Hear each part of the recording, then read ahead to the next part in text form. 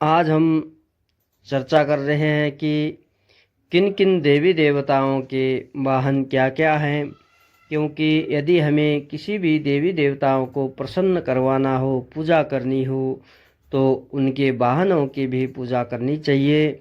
यदि उनकी वाहनों की पूजा की तब वह देवी देवता प्रसन्न होते हैं। अतः पूजा करने के लिए सबसे पहले हमें यह जानकारी होनी चाहिए कि किस देवी और किस देवता का वाहन क्या है।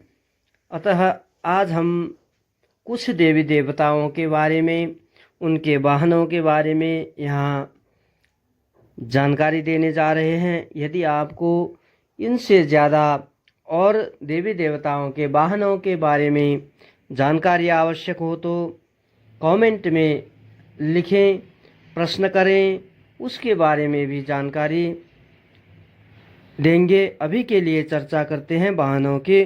सबसे पहले प्रथम पूज्य गणेश जी। गणेश जी का वाहन है मूषक, अतः हमें मूषक की पूजा भी करनी चाहिए गणेश जी की पूजा में।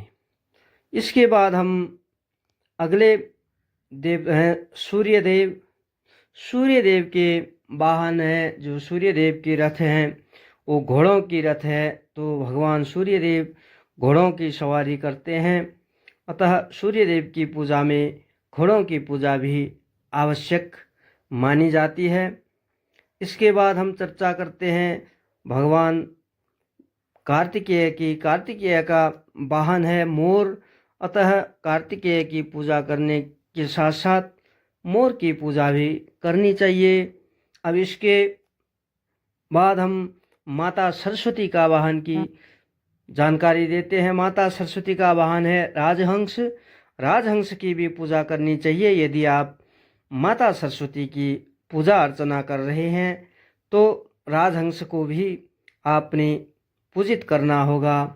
इसके आगे हम चर्चा करते हैं देवराज इंद्र के वाहन की। देवराज इंद्र का वाहन है ऐरावत, हाथी, अतः हमें हाथी की पूजा भी करनी चाहिए देवराज इंद्र की पूजा करते समय।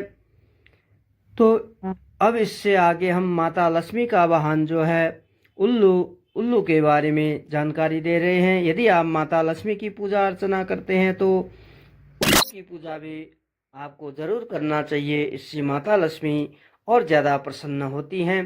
अब इससे आगे हम चर्चा करते हैं भगवान विष्णु का वाहन जो कि गरुड़ है।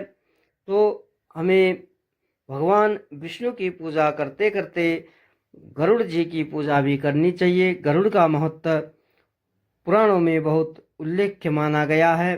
अब इससे आगे हम चर्चा करते हैं ब्रह्मदेव की सवारी। ब्रह्मदेव का वाहन जो है हंस माना जाता है, तो ब्रह्मदेव की पूजा के समय हंस का भी पूजा अर्चना करना चाहिए।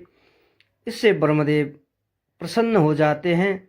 अब इससे आगे माता दुर्गा की बात करते हैं। माता दुर्गा का वाहन है शेर, तो हमें शेर की पूजा भी करनी चाहिए। विशेषतः माता दुर्गा की पूजा में अभी नवरात्र चल रहे हैं, तो हमें दुर्गा माता के साथ साथ शेर की पूजा भी करनी होती है। अब इसके साथ भगवान भोलेनाथ के जो सवारी है वो नंदी हैं, तो नंदी की पूजा भी हमें करनी चाहिए भगवान भोलेनाथ की पूजा के साथ साथ। तो इससे आगे हम चर्चा करते हैं यमराज की। यमराज का जो है वाहन नर भैंसा माना जाता है, तो यदि यमराज को प्रसन्न करवाना है तो नर भैंसा जो है उसकी पूजा भी हमें करनी चाहिए। तो दोस्तों आज हमने इनके बारे में जानकारी दी, अतः इनसे